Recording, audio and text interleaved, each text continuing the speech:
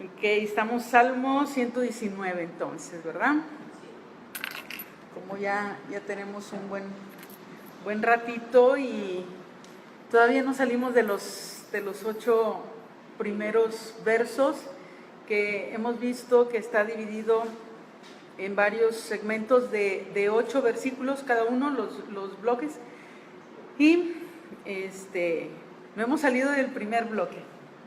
Gracias a Dios por su palabra. Padre, te damos muchas gracias por tu palabra. En ella nos dices que su exposición nos alumbra y te agradecemos tanto, Señor, que tú tienes a bien alumbrar nuestro entendimiento, nuestra vida y darnos la oportunidad de crecer siempre para tu gloria y tu alabanza. Danos, Señor, la dicha de honrarte, poniendo en práctica cada una de las cosas que en ella tú nos revelas. Te damos muchas gracias en el nombre de tu Hijo. Amén. Entonces tenemos ahí el Salmo 119, que casi subrayaba ya todo el capítulo. Y tenemos los últimos 2 versículos, que el 7 y el 8, que dice: te alabaré con rectitud de corazón cuando aprendiere tus justos juicios. Tus estatutos guardaré, no me dejes enteramente. Esto, pues, hemos estado viendo ya varias cosas al respecto y como veíamos en nuestra reunión anterior, que hemos de guardar sus mandamientos, no solamente conocerlos. Conocer los mandamientos de Dios no nos significa absolutamente nada. Es como leer cualquier otro libro. Lo que marca la diferencia es ponerlos por obra. Lo que marca la diferencia en nosotros, en nuestra vida, lo que nos hace ser diferentes ante los demás, es que no solamente conocemos los mandamientos de Dios, sino que los guardamos, los practicamos, los ponemos por obra. ¿De qué otra forma podemos decirlo?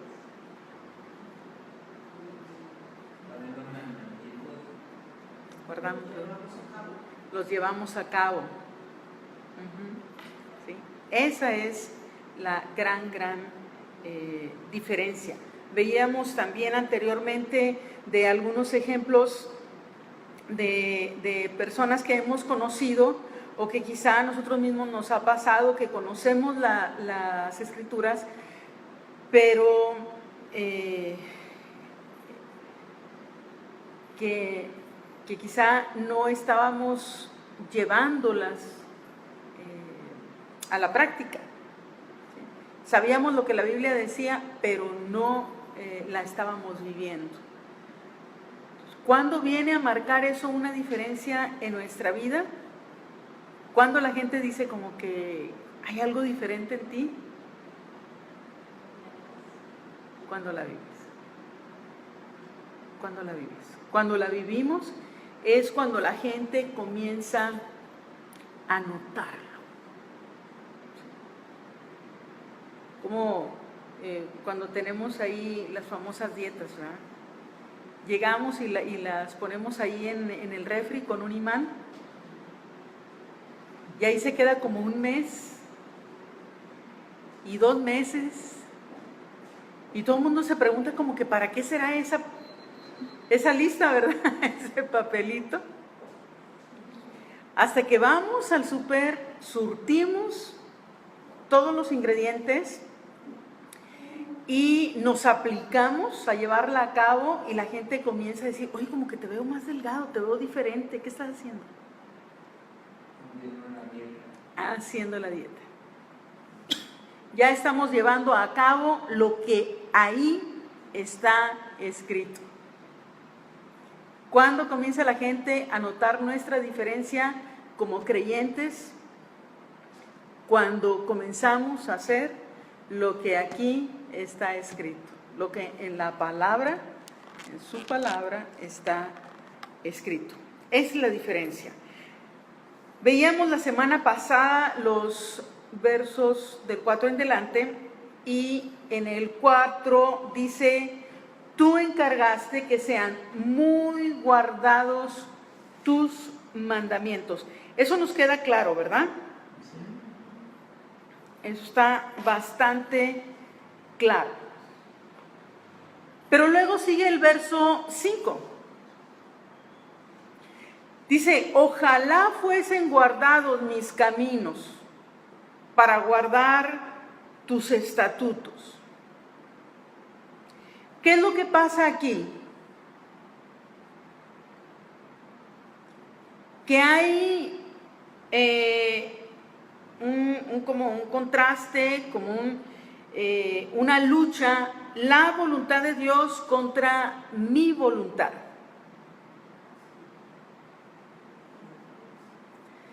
Porque a medida que yo leo la palabra, me doy cuenta como que Dios no está enterado de cómo pienso yo.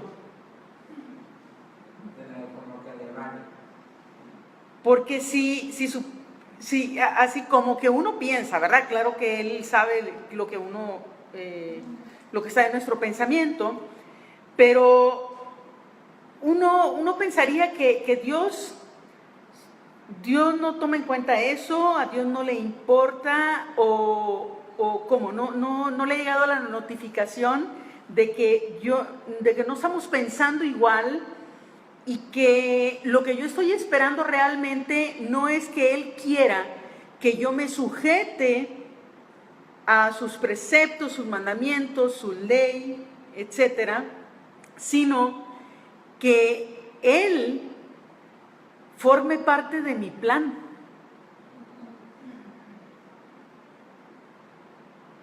Y alguno por ahí se podrá asustar y decir: ¿cómo piensa eso? ¿Cómo cree? Pues lo hacemos con nuestra actitud. ¿Sí? Lo hacemos con nuestra actitud. Tarde o temprano, algo hacemos que hace notar que queremos que sea Dios el que se ajuste a nuestro plan y no nosotros a su plan. Eso es más cómodo, sería más fácil, no habría problemas. ¿Verdad? Si Él estuviera de acuerdo con nosotros, no habría ningún problema. El asunto es que cuando nosotros entramos, por ejemplo, nos inscribimos a un club, como diría uno de mis sobrinos nietos. Cuando era pequeña decía: vamos al club. Hay un reglamento ahí, hay una ley. A nosotros nos gustaría muchas veces hacer cosas que están fuera del reglamento. Pero ahí está estipulado que si nosotros transgredimos esa ley, seremos echados fuera del club. No importa que ya pagamos. A veces hay una advertencia primero, y luego si no se ataca esa advertencia, entonces sí ya. Hay una advertencia a veces, y si no se acata esa advertencia, entonces ya, depende de lo que esté estipulado en el contrato, ¿verdad? Cuando uno firma. Que en este caso, viendo la palabra, pudiéramos recordar ese tiempo de gracia que Dios nos da. Porque Dios comienza a advertirnos.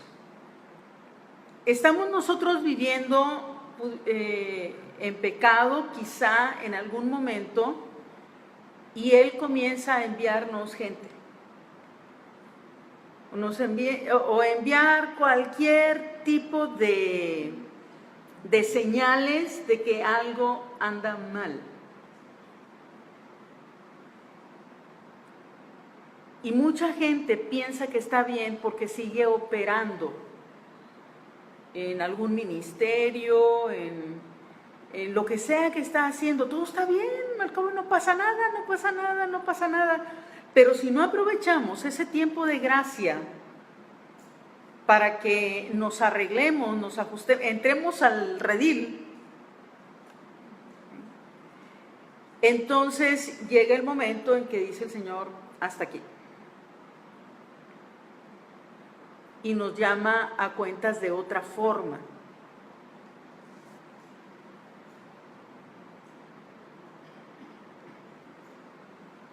Y esa lucha que hay ahí no es fácil. El contraste, verso 3, nos dice, pues no hacen iniquidad los que andan en sus caminos. Si yo digo que ando en el camino del Señor o que ando en sus caminos, pero ando torcido, puedo decir cualquier cosa, pero no será verdad. ¿Por qué? Porque aquí dice en su palabra que si yo ando en su camino, entonces no debo de hacer iniquidad. ¿Por qué? Porque si yo ando en sus caminos significa que el andar en sus caminos, por andar en su camino, ¿quién es el camino? Dios. El Mesías, Jesús. Él mismo dijo, yo soy el camino y la verdad y la vida. Es el camino. Si andamos en el camino, andamos en su palabra, y si eso hacemos, no hacemos iniquidad. No podemos andar en la luz y hacer las obras de las tinieblas. Eso es muy, muy sencillo. Hace años el ya famoso Juanito, me parece que en alguna ocasión les he de haber comentado esto, que me lo encontré con una linterna y estaba apagada la luz en el cuarto, estaba todo oscuro, yo no sabía que él estaba ahí y de repente encendió la luz de la linterna y le digo, ¿qué estás haciendo aquí? Y él tenía una cara así como que de frustración y decía, es que yo quiero ver cómo es la oscuridad, pero cada vez que prendo la lámpara ya no la veo.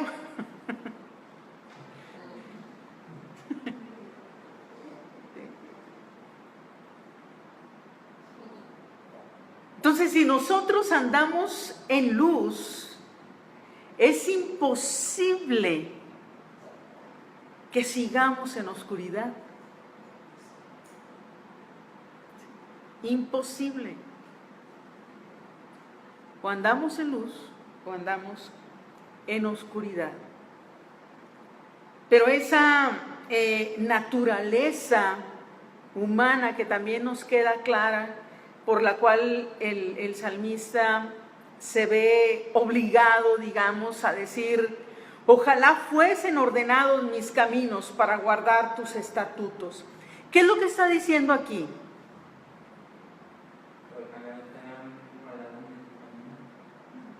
Está diciendo, o sea, como que yo tiro para el otro lado. ¿Cuántos de nosotros, sabiendo lo que tenemos que hacer, no lo hacemos? Isaías capítulo 55, versos 8 y 9, no lo sabemos como que de memoria, ¿verdad? Dice, porque mis pensamientos no son vuestros pensamientos, estoy leyendo Reina Valera 60, ni vuestros caminos, mis caminos, dijo Jehová. Como son más altos los cielos que la tierra, así son mis caminos más altos que vuestros caminos y mis pensamientos más que vuestros pensamientos. Hay personas que a veces me han dicho, no, es que no puede ser así como tú dices porque así no es Dios. Ah, caray, entonces ¿cómo es Dios? No, es que Él no puede hacer eso. Entonces no estamos hablando del mismo Dios, porque Él mismo puede hacer lo que le venga en gana.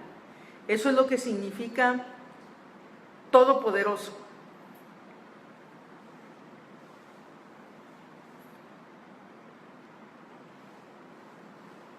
Él puede hacer lo que sea.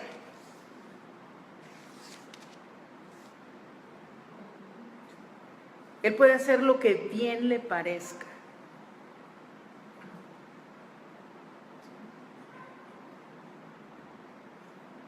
Y nuestros pensamientos no alcanzan a comprender ni el más mínimo de sus pensamientos. Creo que una de las constantes en nuestras vidas es venir al Señor de cuando en cuando y decir, no te entiendo.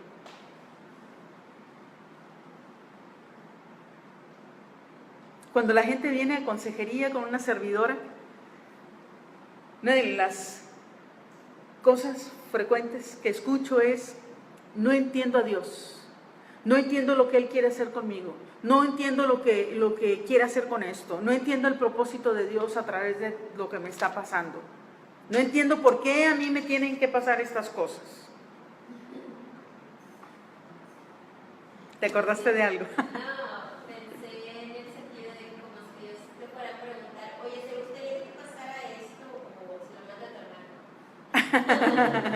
Sí.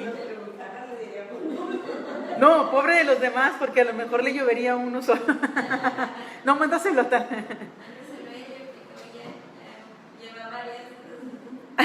Sí, lo veo muy tranquilo, mándaselo. Sí, ¿por qué?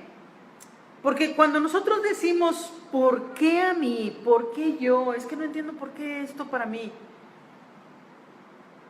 Lo que le estamos diciendo al Señor en otras palabras es, ¿por qué no a este otro?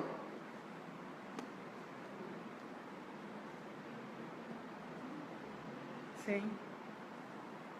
¿Por qué mejor no a nadie? ¿Pero por qué a mí?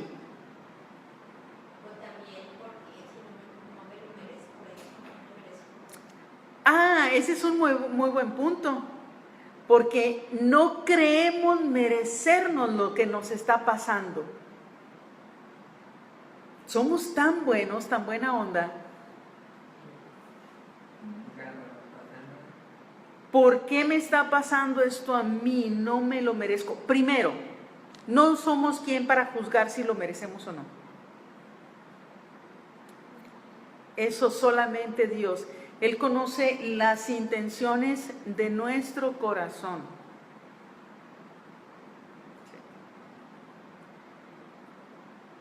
¿Qué pensarías tú, por ejemplo, si una persona está torciendo la boca? Si te hace una boca así de... ¿Qué piensas? ¿Cuál es el mensaje de eso? Está enojado. Está enojado.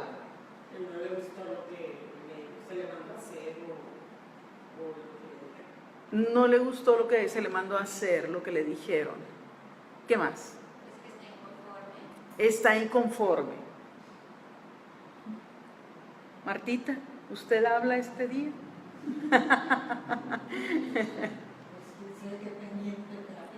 ¿Quién sabe qué pendiente trae? Sobre todo con la ley. ¿Qué te imaginas, Edgar?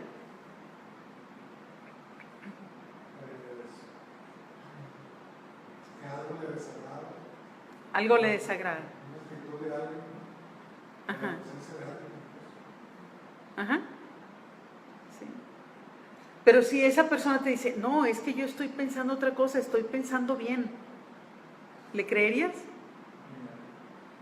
No. ¿Por qué? Porque debe de concordar lo que está dentro y lo que está afuera. A veces tenemos actitudes que por más que querramos engañar a Dios, no lo lograremos, porque Él conoce la intención de nuestro corazón.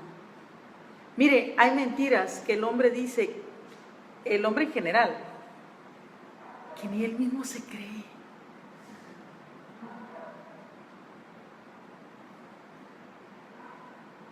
¿A poco no cuando usted decía mentiras, pero que ya no las diga?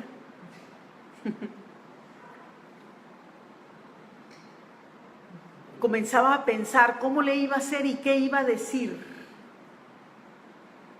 Hasta se atrevía a decir, Dios quiera y me crean.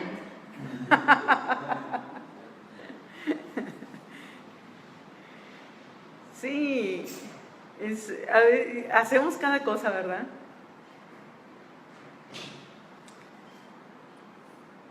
Pero sabemos nosotros que no está bien tal cosa. Porque mis pensamientos no son vuestros pensamientos, ni mis caminos son vuestros caminos, dijo el Señor. Porque pudiéramos decir, yo estoy en el camino. Sí, pero sus caminos no son los caminos del Señor. Entonces, ¿en qué camino estás? ¿Qué camino andarán? ¿Perdón? ¿En qué camino andarán? Ah, ¿en qué camino andaremos? Uh-huh. Sí. ¿En qué camino? Porque podemos andar en el camino, pero ser nuestro propio camino. O quizá en el camino de los amigos, o en el camino de los compadres, en el camino de los vecinos, ¿En el camino de la novia? en el camino de la novia, en el camino del fútbol. ¿En qué camino? ¿Qué camino estamos siguiendo? ¿Qué reglamento estamos siguiendo? Si es en el camino del Señor, ¿cómo lo vamos a saber? Estamos siguiendo sus estatutos. Nos estamos sujetando a su ley. ¿Sí? Eso es, no es difícil, ¿verdad? Jeremías 17:9. Jeremías 17:9, que también es un pasaje bastante conocido y que nos lleva a pensar con profundidad, porque dígame si no es verdad que hemos escuchado muchas veces, hasta quizá nosotros hayamos podido haber dicho en alguna ocasión, sigue lo que tu corazón te dicta. Tú haz lo que tu corazón te dice. ¿Sí? Pero Jeremías 17:9 dice, engañoso es el corazón más que todas las cosas y perverso. ¿Quién lo conocerá? Obviamente está hablando de qué ser humano lo va a conocer. Porque de repente nos encontramos con que alguien dijo o hizo algo y podemos pensar, es que yo nunca me imaginé que esta persona haría eso. O nunca me imaginé que diría tal cosa. Pero todavía más increíble que eso es que llegamos a decir, nunca pensé que yo sería capaz de hacer eso. Nunca pensé que yo sería capaz de decir eso. Porque no sabemos. Podemos ser muy prontos para juzgar a alguien, por ejemplo, y decir, ¿por qué lo hizo? Nunca me imaginé eso. Pero quizá estando nosotros en las mismas circunstancias lo hubiéramos hecho igual. El que cree estar firme, mire y no caiga. Por eso tenemos que guardar su palabra. Bueno, lo vamos a ver más adelante, ¿verdad? ¿Con qué guardará?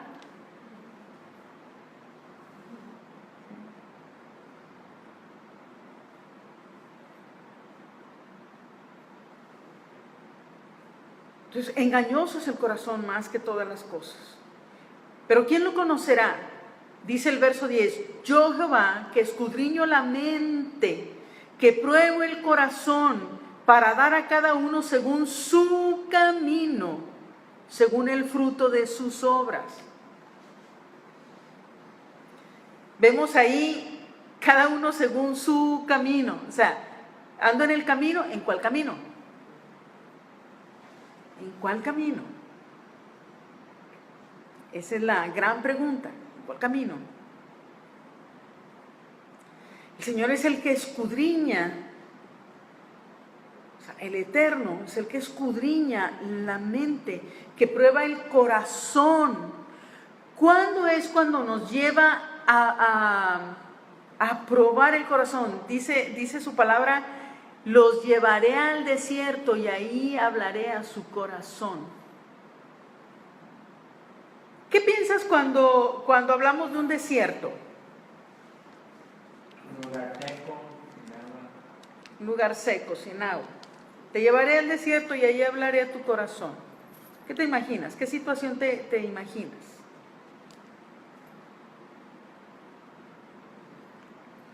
O sea, no específico, pero ¿qué tipo? ¿Qué tipo? Austeridad. Cuando hay tiempos de escasez, puede ser un tiempo de desierto al que el Señor nos está llevando para hablar a nuestro corazón, para probar nuestro corazón, a ver cómo respondemos. Dolor, soledad, podemos ser retirados de amistades o de alguna otra relación que apreciamos o amamos.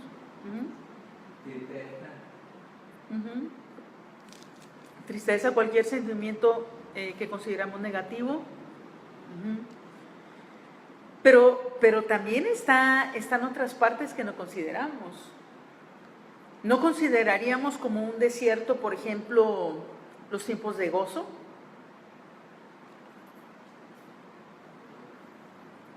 ¿No consideraríamos como un desierto los tiempos en que estamos en un lugar de eminencia? Cuando recibimos palmaditas en la espalda, cuando todo parece ir bien, ¿no lo consideraríamos un desierto? Pero ¿y si lo fuera? ¿Y si Dios nos está probando? Si Dios está probando nuestro corazón, enviándonos gente que nos adule constantemente, que nos diga qué bárbaro, qué prédica, qué enseñanza, qué bien te peinas, qué rico hueles, qué bonito te vistes.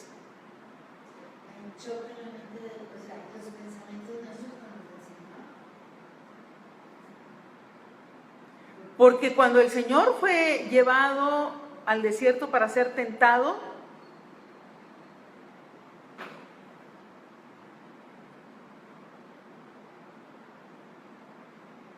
era ofreciéndole cosas, o sea, era hablándole bonito.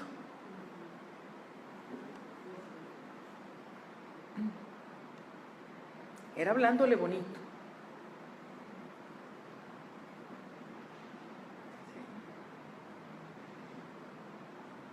El enemigo no haría bien su chamba, su trabajo,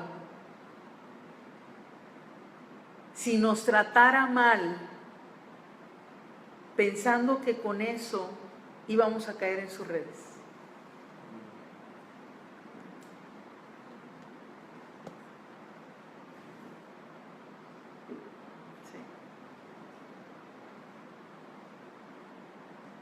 Échate una, compadre, nomás una. ¿Y cuántos alcohólicos hay ahora que empezaron con nomás una? Muchos. ¿Cuántos han muerto de cáncer de pulmón porque una vez le dijeron, ¿a poco no eres hombre para fumarte un cigarro? Y de ahí siguieron muchos más.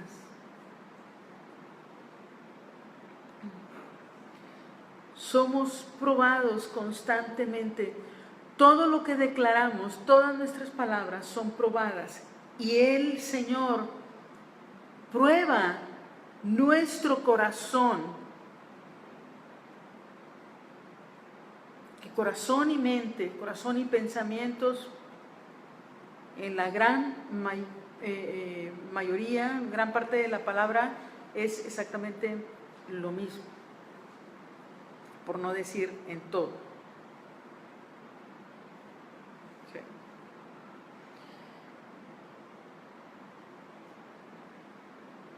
Que esto viene a ser algo que se nos complica porque sabemos lo que Dios quiere, pero a sabiendas de lo que Dios quiere, muchas veces se hace todo lo contrario.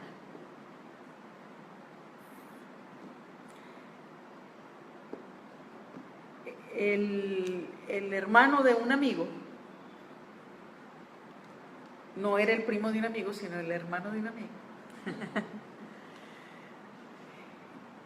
tenía la indicación de que no entrara a la biblioteca de su papá, a la oficina, en la congregación que pastoreaba, y si llegaba a entrar, que no tocara los libros en el estante, que no los fuera a empujar hacia atrás, hacia la pared, hacia el tope, porque ese niño tenía la costumbre de ir y recargarse y comenzar y empujar todos los libros, y llegaban y veían todos los libros hasta el fondo, ¿verdad? De los estantes. Y un día entra el papá sigilosamente para descubrirlo adentro, a ver qué estaba haciendo, y el niño estaba con sus dos manitas, ¿verdad?, empujando los libros y decía, no, no, no, no, no, no, no, no, no. Pero lo estaba haciendo.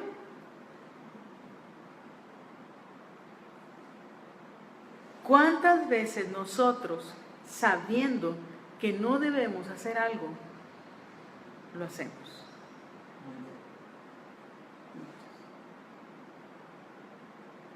Ahora, diría un amigo, te la mejor.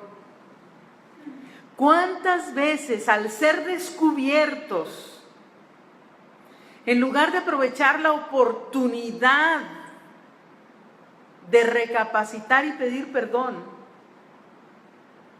nos defendemos y acusamos a otros? Esto, si nos vamos a Romanos capítulo 7, nos damos cuenta que el apóstol Pablo, Shaul, Romanos capítulo 7, versos del 14 al 24, el emisario Shaul comienza a decirnos algo muy interesante que ha venido a ser como que una bandera para muchos, una excusa para hacer algunas cosas, para hacer lo malo. Y nos encontramos de que,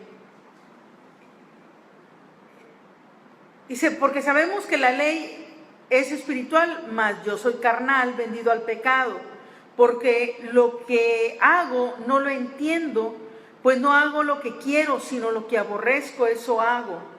Y si lo que no quiero, esto hago, apruebo que la ley es buena.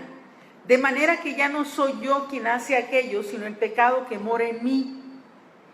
Y yo sé que en mí, esto es, en mi carne, no mora el bien, porque el querer el bien está en mí, pero no el hacerlo. Porque no hago el bien que quiero, sino el mal que no quiero, eso hago. Y me fui leyendo a partir del 14, en lugar del 7 al 14, para decirles lo que había antes, porque esto, díganme si no suena a algo, a una excusa rebuscada que cualquiera de nosotros puede dar.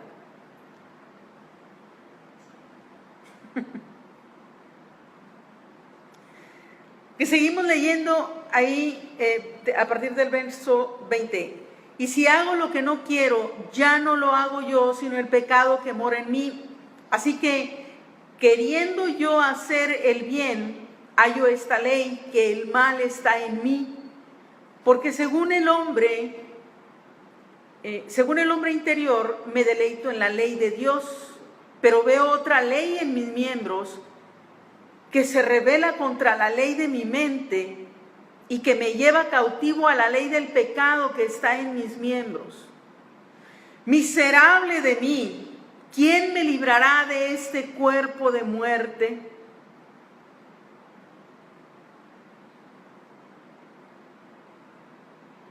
Y muchos se quedan en esa parte y dicen, ¿ves? Por eso hago lo malo.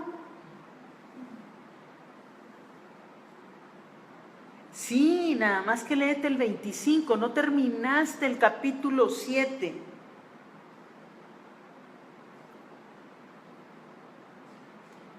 Gracias doy a Dios por Jesucristo, Señor nuestro. Así que yo mismo con la mente sirvo a la ley de Dios, mas con la carne a la ley del pecado. Justamente Dios envió a su Hijo y nos dio un nuevo corazón para que su ley estuviera en nuestro corazón, de tal manera que no tengamos excusa,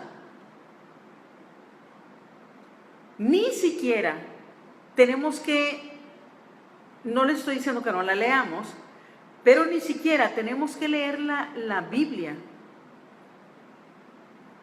para darnos cuenta que estamos haciendo bien o mal. Porque hay una ley escrita en nuestro corazón.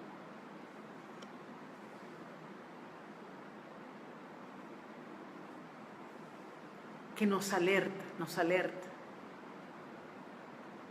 Así como cuando tu mujer estás en tu casa y tú dices, ¿lo haré o no lo haré? Y dices, ay, a mi esposo no le va a gustar. Ya sé que no le va a gustar. Pero tú lo quieres hacer y es así tan fuerte que tú dices, pues lo voy a hacer. Eso de lo voy a hacer, el tomar la decisión de hacerlo, o al tomar la decisión de hacer lo que tú sabes que a tu marido no le va a agradar, estás asumiendo también las consecuencias. No le vas a poder decir por qué te enojas, por qué te molestas por eso. Ya sabías tú lo que iba a pasar. ¿Qué había que hacer? No hacerlo.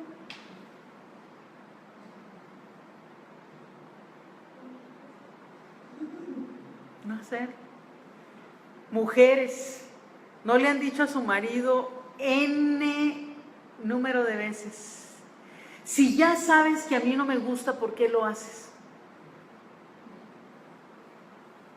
¿A poco no?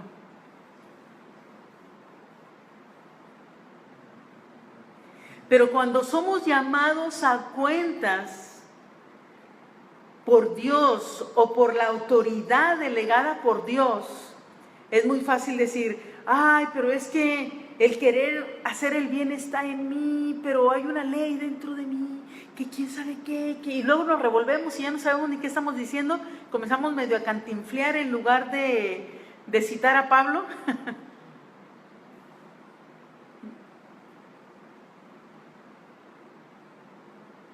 Y el único resultado es que transgredimos la ley y que hay una consecuencia por eso. Todo lo que llamamos Nuevo Testamento es una cita, todo está tomado de lo que llamamos Antiguo Testamento. Todo. Nuevo Testamento no es algo que se le ocurrió a alguien.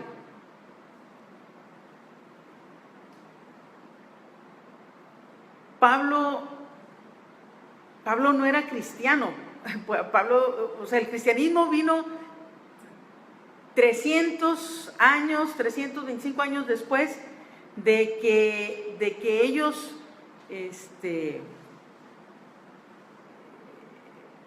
estuvieron en la tierra. Pablo era un judío, los discípulos del Señor eran judíos, los apóstoles eran judíos, Jesús era judío, estaban viviendo de acuerdo a la Torá, de acuerdo a la escritura, la ley de Dios.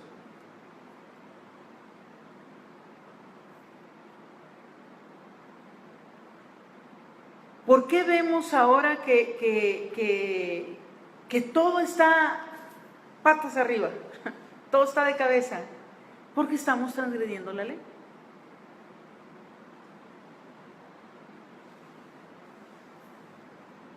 Porque estamos como el pueblo cuando no tenía rey.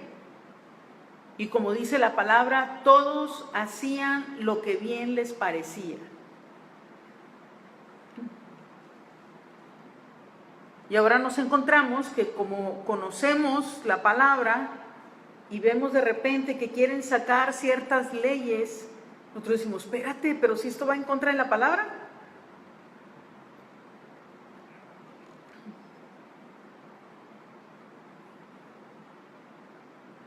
Pero qué fácil puede ser el transgredirla en lo personal.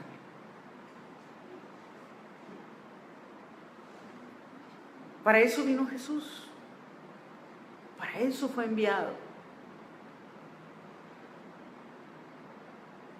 El Mesías, el enviado. La palabra que se traduce como salvación, la traducción correcta sería liberación o libertar. Él nos vino a libertar, por eso dice que Él nos vino a libertar, que Él vino a dar libertad a los cautivos.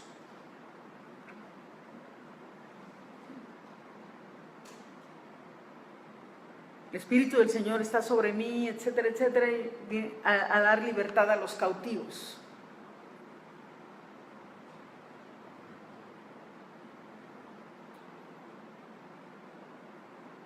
¿Cuál es el resultado de esto? ¿Cuál es el resultado de obedecer la palabra del Señor? Leemos el verso 6 en el Salmo 119. Nuevamente.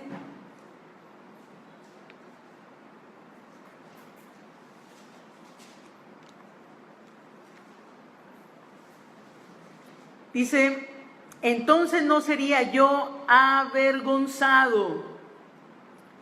¿Cuándo?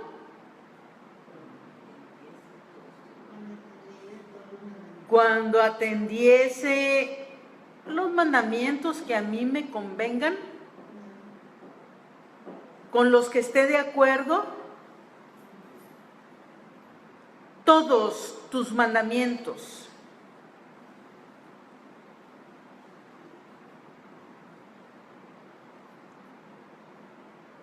Si alguno piensa que todo eso está abolido y que ya no se tienen que cumplir los mandamientos, es una señal clara de por qué nos va como nos va. Tenemos que atender sus mandamientos. Él nos dejó leyes, Él nos dejó preceptos, Él nos dejó el contrato a seguir. Nosotros lo firmamos cuando le dijimos, sí, te entrego mi vida.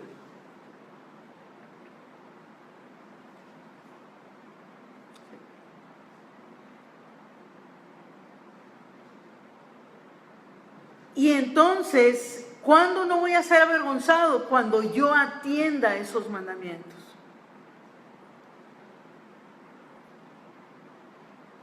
Él dijo, yo no vine para abolir la ley y los profetas, yo vine para que se cumplan. Ese pasaje lo que significa es, yo vine a decirles cómo tienen que hacerlo. Cuando él le decía a los líderes religiosos de su tiempo, ustedes oyeron que fue dicho esto y esto y esto, mas yo les digo, no les está diciendo, oyeron esto, pero no le hagan caso. No quiere decir eso. Lo que le está diciendo, ustedes oyeron esto, yo vengo a decirles exactamente qué es lo que significa y cómo tienen que hacerlo. ¿Por qué? Porque yo ya lo oí de mi padre, porque yo hago lo que mi padre me ha dicho que les diga. Yo hago lo que mi padre dice que haga y yo digo lo que mi padre dice que diga. Ese es el gran punto aquí. ¿Qué va a pasar? ¿Cuántas veces nos hemos sentido avergonzados? Infinidad de veces. ¿Por qué? Porque no guardamos sus mandamientos. Pastora, Mande. pero guardar sus mandamientos, cuando una persona se acerca a Dios, de la forma en la que la iglesia siempre, la mayoría de veces se la presenta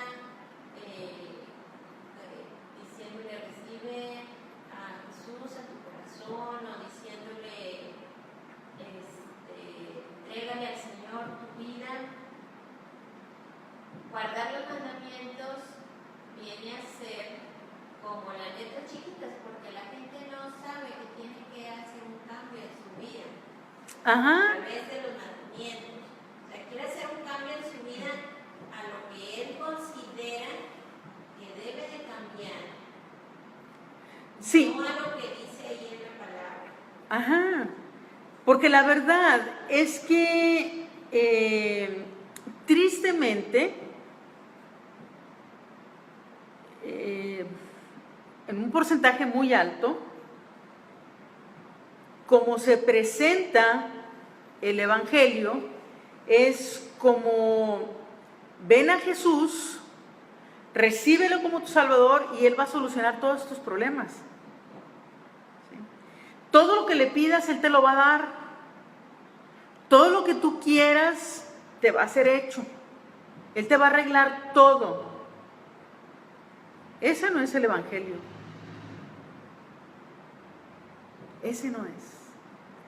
Es más, algunos hasta van a decir, ¿cómo es eso? Pero, véanle, o sea, yo no me he encontrado en ninguna parte, me he encontrado que el Señor dice, ahí con sus variantes, ¿verdad? Porque las traducciones están medias, pero Él dice, vayan y hagan discípulos y enséñenles todas las cosas que yo les he enseñado. Ese es el plan. No me encuentro, por ejemplo, a Pedro en el día de Pentecostés, que viene la promesa del Padre, y que están todos ahí reunidos y que él comienza a hablarle a los judíos que estaban reunidos justamente habían ido a celebrar Pentecostés. Y después de haberles predicado, no veo una parte que diga, a ver, ahora todos hermanos, levante su mano el que quiera recibir al Señor y repita conmigo. No dice.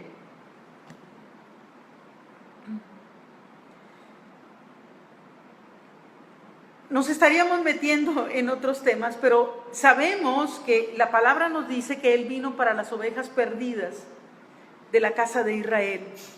Y los que estaban ahí en el día de Pentecostés eran los de la casa de Israel. Ellos sabían de qué se estaba hablando. A lo que les estaban invitando era a que supieran que el Mesías esperado ya había sido enviado.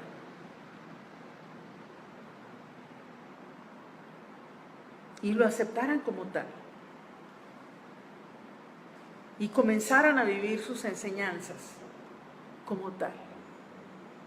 ¿Por qué? Porque vayan y hagan discípulos y enséñenles todas las cosas que yo les he enseñado. ¿Por qué?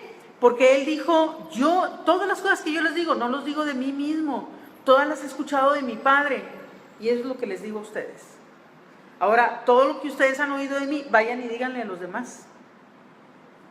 No dijo, vayan y conéctense a internet y saquen un estudio y eso compártanles. No.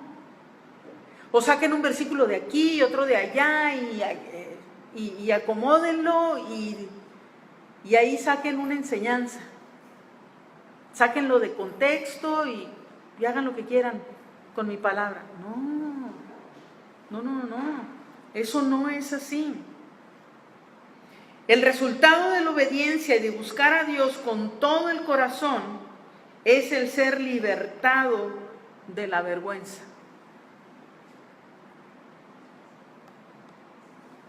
Otra vez. El resultado de la obediencia y de buscar a Dios con todo el corazón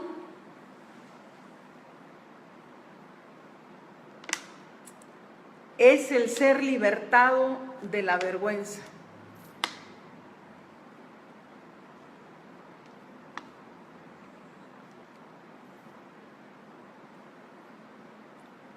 Que en otras palabras nos encontramos en el llamado Antiguo Testamento, yo los he sacado de tierra de servidumbre para que anden con su frente en alto.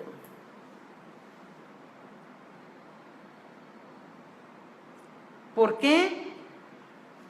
Porque yo me he encontrado gente, en cierta ocasión me encontré gente en Monclova, de donde es su servidora, y me dijeron, ¿a poco andas en ese rollo?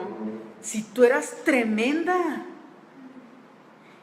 Y les digo, ahí está la clave. Era.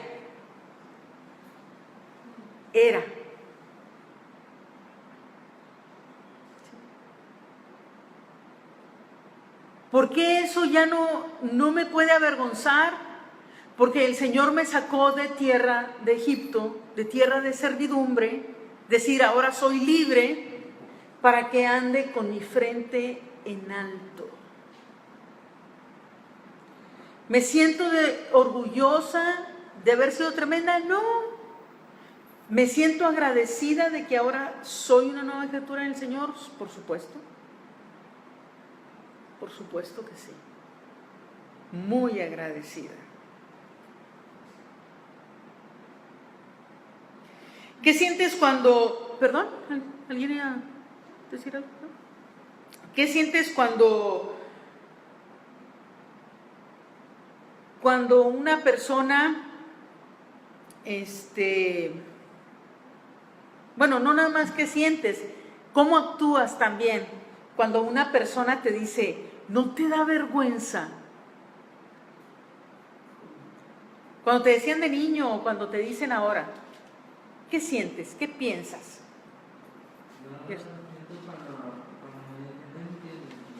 No, cuando te dicen, no te da vergüenza, no cuando te dicen no entiendes, es, no te da vergüenza. Me da como que... Vergüenza.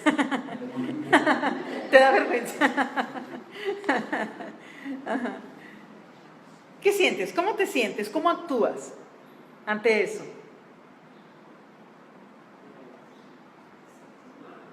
¿Te sientes mal? Y si me trae vergüenza, pues no. Qué cínico. Si no te da vergüenza, qué cínico.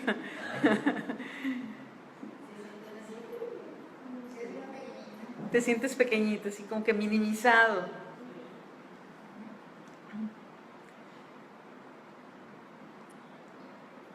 ¿Mande?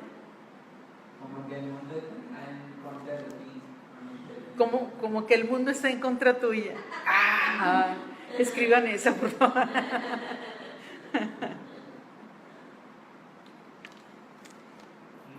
Como adultos, hemos desarrollado ciertas técnicas o ciertas formas de fugar ese estrés de cuando alguien nos confronta por lo que hemos hecho o estamos haciendo o hemos dicho, etcétera. Y entonces, para no sentir vergüenza por ese pecado, y hacemos cosas que nos hacen ir de mal en peor. Por ejemplo, ¿cuántos sabemos que para cubrir una mentira la gente sigue mintiendo? Una mentira cubre otra mentira. Más grande, cada vez más grande. Salud. Pero, o sea, para recordar qué dijiste, ese es el asunto. ¿Y a quién se lo dijiste? Las primeras a lo mejor te acuerdas, pero ya cuando son demasiadas. Bueno, nunca he dicho así tantas. ¿Qué dijiste? Ah, ya me estoy descubriendo. No, ya lo digo, pero pues no, nunca. Porque soy de la opinión de que es mejor que decir la verdad, aunque... Si no quieres tener que acordarte de qué dijiste y a quién lo dijiste, di siempre la verdad. Di siempre la verdad. Es mejor decir la verdad siempre. Que tu sí sea sí, que tu no sea no. Yo, mira, es triste, pero ciertas cositas, y si me doy cuenta que no puedo confiar en alguien, pues no le confío. No le confío. ¿Por qué? Porque no sabes a qué te atienes con esa persona.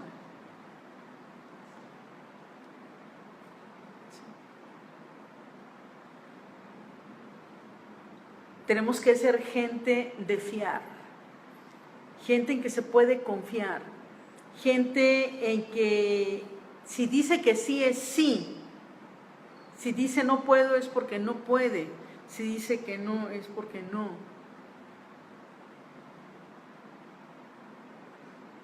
Que lo que dice así es. Que no es porque le dice, nos vemos en la congregación y dice, si Dios quiere, y dentro de sí sabe que no va a ir.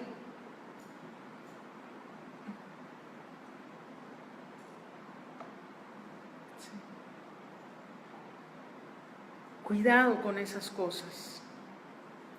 ¿Qué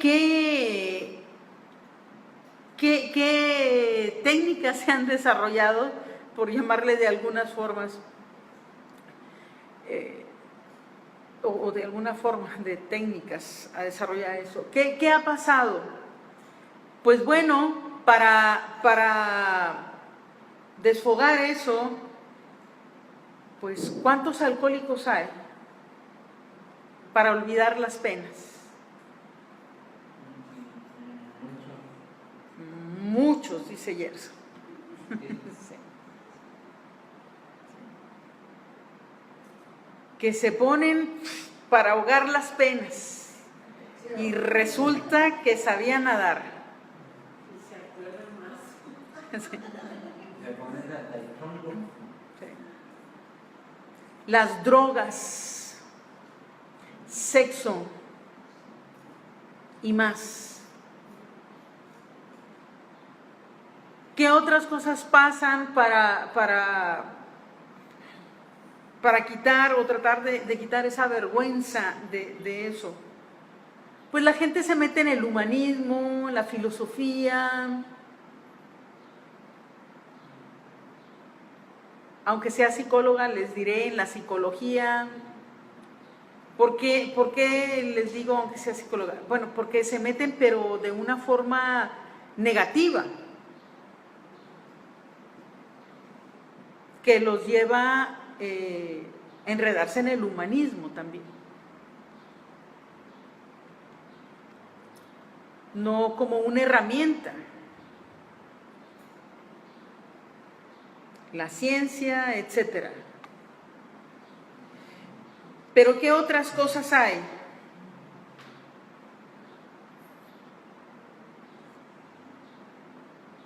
La muerte. Ah, qué interesante es eso de la muerte, Gerson. Qué interesante. ¿Por qué? Porque lleva a la gente a problemas mentales, problemas emocionales y aún al suicidio. Para evitar sentir vergüenza. Qué vergüenza que hice esto, qué vergüenza que se vayan a enterar de esto otro. Al suicidio, al homicidio. Para que no se descubra, o sea, si esa persona no puede. ¿Cuántos abortos hay? Para que no se enteren los padres, los amigos, en la iglesia, en la congregación, etcétera. Y abortan para que no se enteren del embarazo.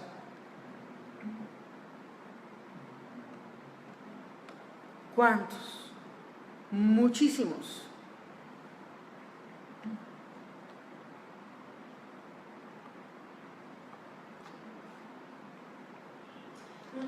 Estaba viendo que las estadísticas son más de muerte por aborto que por muerte natural o así. Uh-huh.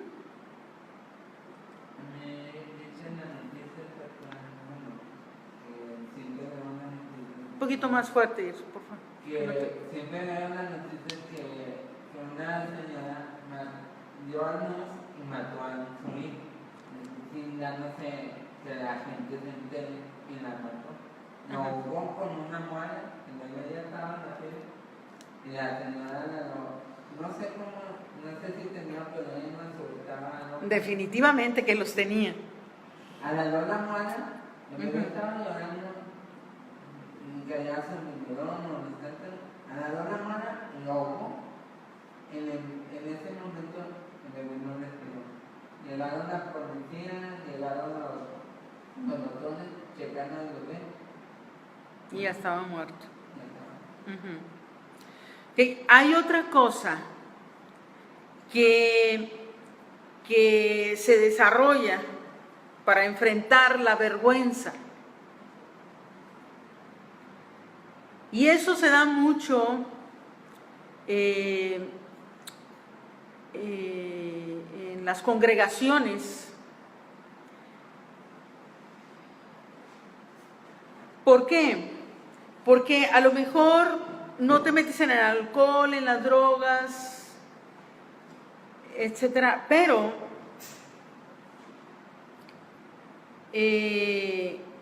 la desafían con la arrogancia rebelde, la vergüenza, la desafían con arrogancia rebelde, como un niño, porque es a la estatura que están. En madurez, como un niño, ¿verdad? Un niño rebelde que se niega a reconocer la autoridad de sus padres. Es un niño que los manda a llamar a cuentas y no quiere ser llamado a cuentas. Tristemente, hace unos días me compartía una amiga, me dice, tú debes de conocer a esta persona, dice, porque ella fue maestra en donde hiciste tu maestría. Y una persona que descubrió, ella junto con su esposo descubrieron que les estaban robando y pues quisieron saber quién les estaba robando y pusieron cámaras en su casa sin decirle a nadie. Y descubrieron que su hijo era quien les estaba robando. Entonces llamaron a cuentas a su hijo y su hijo, que se sintió avergonzado, en lugar de pedir perdón y rectificar el camino, lo que hizo fue atarlos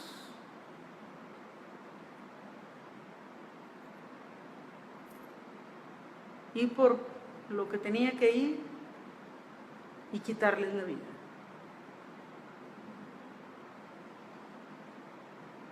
¿Te das cuenta hasta dónde puede llegar el ser humano?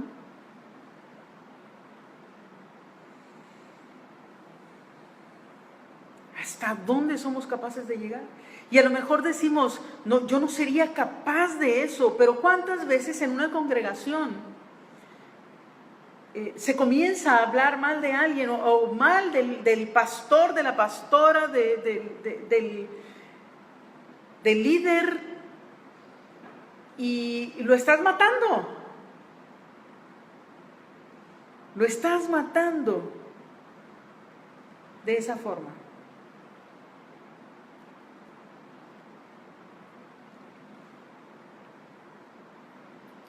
Solo hay una forma correcta de no ser avergonzado.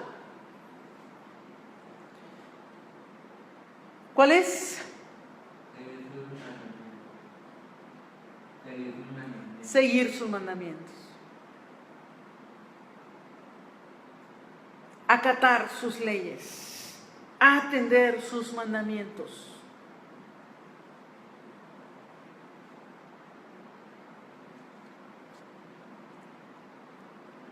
Ojalá fuesen ordenados mis caminos para guardar tus estatutos. Entonces no sería yo avergonzado cuando atendiese a todos tus mandamientos. Una persona dijo ayer, es que si hacen eso tienen que guardar todo. Pero por supuesto que tenemos que guardarlo todo. Para eso es que fue escrito. Para que todo sea guardado. Lo único que no tenemos que hacer ahora es hacer sacrificios.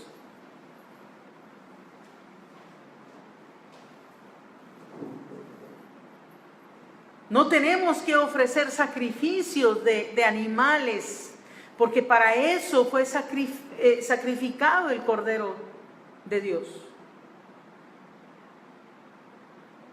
Todo lo demás se debe hacer. Pero todo lo demás sigue vigente. Tenemos que honrar al Señor. Si nos vamos a Deuteronomio, a Éxodo, a Levítico, o sea, tenemos que guardar lo que el Señor nos ha dicho.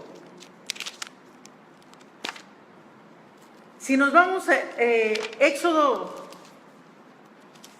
20, para irnos todos al mismo pasaje.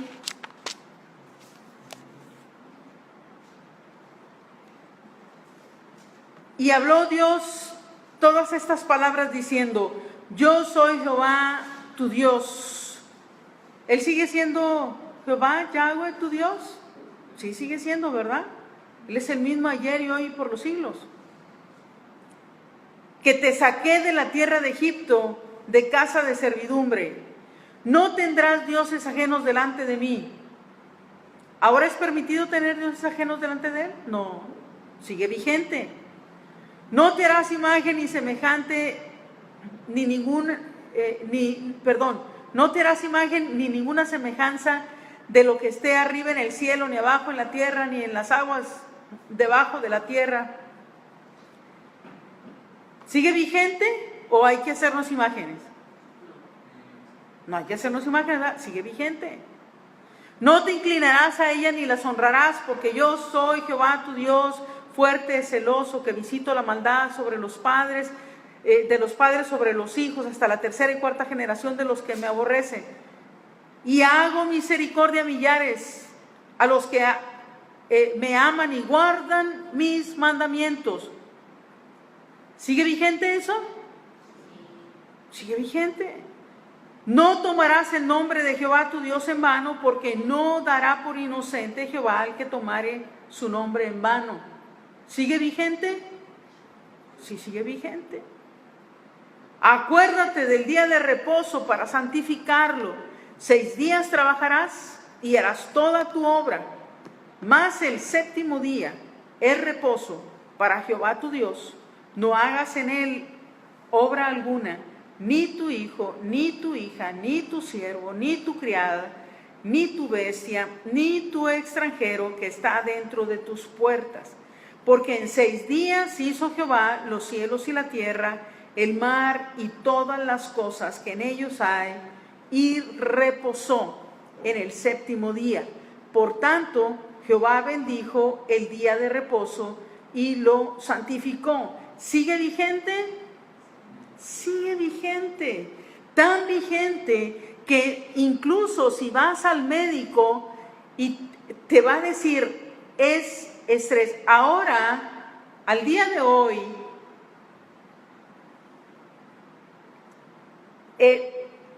por no decir el 100%, el 99.9999, etcétera, por ciento de las enfermedades es por estrés.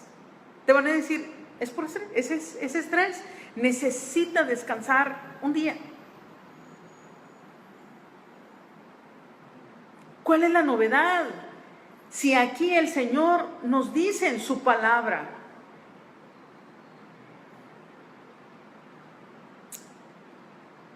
no importa que 300 y pico de años después de que el Señor se fuera y sus discípulos también, alguien vino y quiso cambiar el día, esto sigue vigente. Sigue vigente. Honra a tu padre y a tu madre para que tus días se alarguen en la tierra que Jehová tu Dios te da. ¿Sigue vigente? Sigue vigente. No matarás, no cometerás adulterio, no hurtarás, no hablarás contra tu prójimo falso testimonio, no codiciarás la casa de tu prójimo, no codiciarás la mujer de tu prójimo, ni su siervo, ni su criada, ni su buey, ni su asno, ni cosa alguna de tu prójimo. Todo eso sigue vigente. Todo eso sigue vigente. Todo el pueblo observaba el estruendo y los relámpagos y el sonido de la bocina y el monte que humeaba, y viéndolo el pueblo temblaron y se pusieron de lejos. O sea, corre de aquí. Y le dijeron a Moisés, mejor ve tú, que a ti te diga cómo está el asunto, y luego tú vienes y nos dices a nosotros.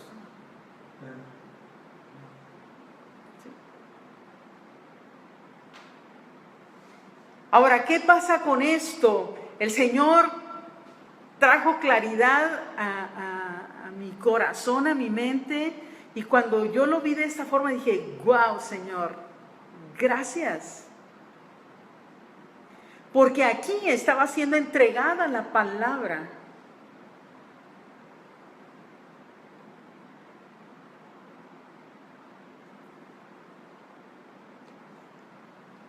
Y todo el pueblo observaba el estruendo y los relámpagos y el sonido de la bocina, el monte que humeaba. Años después, en el Sinaí, perdón, no en el Sinaí, sino en Moriah, en el monte donde el Señor estaba siendo levantado, hubo un gran estruendo, hubo un terremoto. Las piedras se movían, se oscureció todo. El pueblo estaba viendo ahí. Hubo una voz ahí diciendo, testificando que era su hijo. Y ahí estaba siendo entregada la palabra.